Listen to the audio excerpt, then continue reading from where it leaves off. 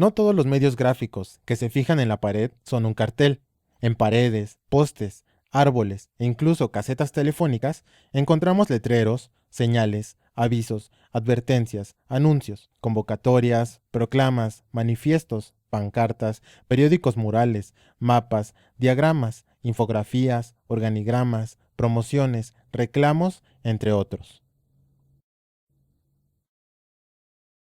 Una definición ampliamente aceptada proviene del libro El cartel, su historia y su lenguaje, de John Burnicott, quien nos dice que el cartel es un mensaje gráfico que utiliza un soporte impreso para representar, transmitir y expresar información a fin de influir en el público al que se dirige.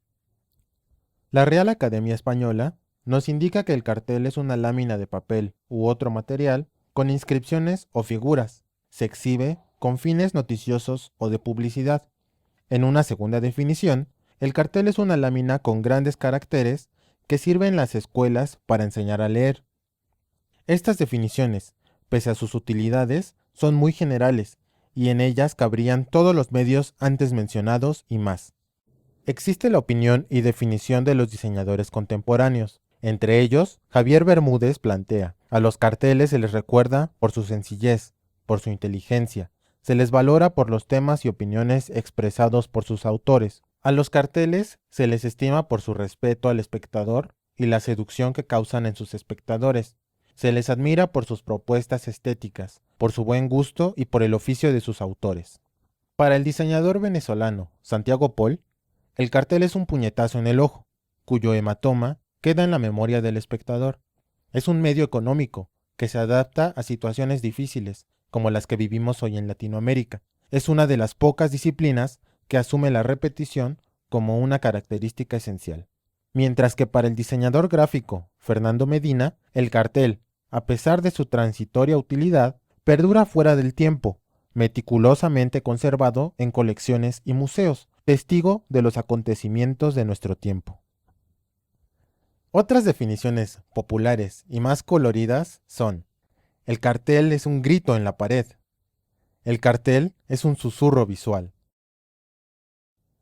En otro tono, José María Parramón señala sus funciones. El cartel llama la atención, fija el recuerdo y promueve la acción.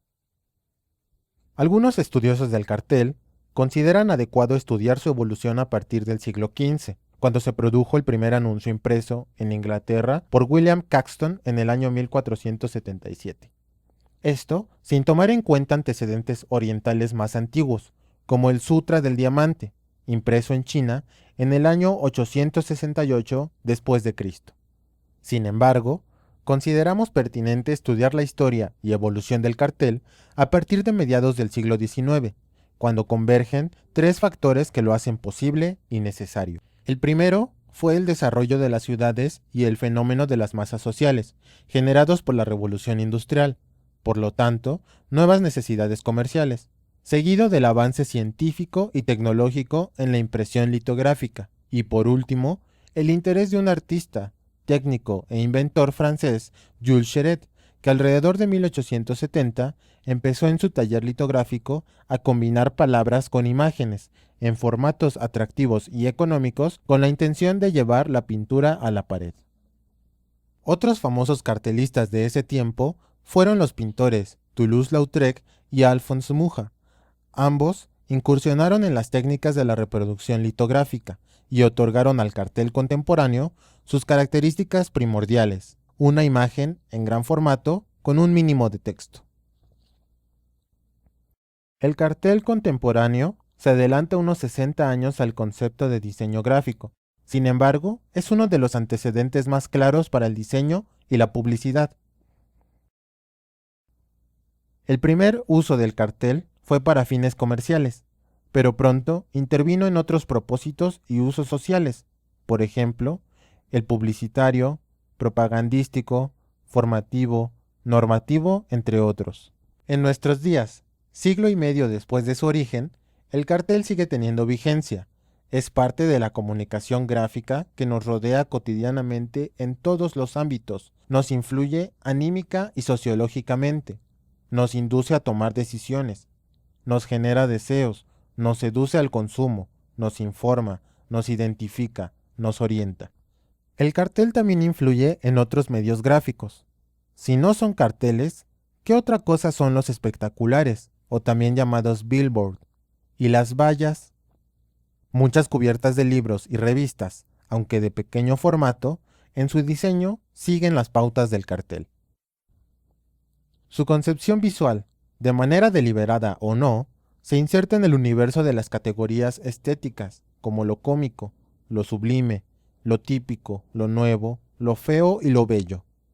El diseñador del cartel usa más su pensamiento visual, lado derecho del cerebro, que el verbal, lado izquierdo, para concebir con el mínimo de elementos gráficos la idea adecuada y transmitir el mensaje en unos pocos segundos.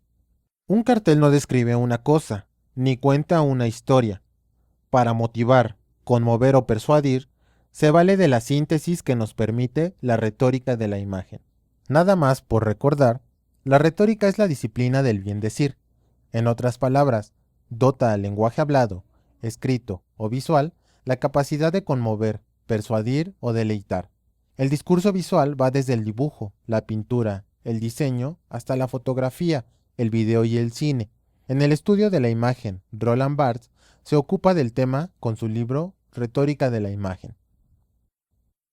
Ejemplos de figuras retóricas son la metáfora, que establece una comparación entre dos contenidos visuales, es decir, plantea una relación de semejanza o analogía entre un término real y uno imaginario. Por su parte, la metonimia establece una relación semántica, pues supone aludir a un objeto o idea por otro que lo sustituya. La hipérbole consiste en exagerar la realidad que se quiere representar, esto con el fin de conseguir mayor expresividad y conmover al observador. La sinécdoque consiste en expresar la parte de un objeto por el todo o el todo por la parte. Para desarrollar nuestra habilidad del pensamiento retórico, vale revisar la página interactiva www.retóricas.com. El cartel se compone de pocos elementos visuales: un formato grande, un fondo, una forma, retórica visual, también un texto principal, título, que tiene la función de anclaje, y a veces un breve texto secundario, informativo. Eventualmente, suele incluirse una identificación del emisor, logo. El comunicador visual se basa en el conocimiento del segmento del público al que se dirige. No es lo mismo un cartel para un público popular que uno de clase media o que uno universitario, por decirlo de manera general y poco fina. Para relacionar todo lo anterior y lograr un producto comunicativo eficaz, el creador del cartel pone la materia prima, su creatividad, es decir, sus ideas inéditas, originales. Si bien el aprendizaje empieza por la imitación, hay que alejarse de ella lo más rápido posible, y más aún, de la copia y el plagio. Un buen modo de generar el proceso creativo es tener claro el propósito, centrar la atención en un tema y el propósito, hacer varios pequeños bosquejos en aproximaciones diversas y sucesivas en el menor tiempo posible, dejar reposar esas ideas, luego examinarlas para decidirse por las más adecuadas y originales, trabajar las ideas elegidas hasta que alcancen su madurez.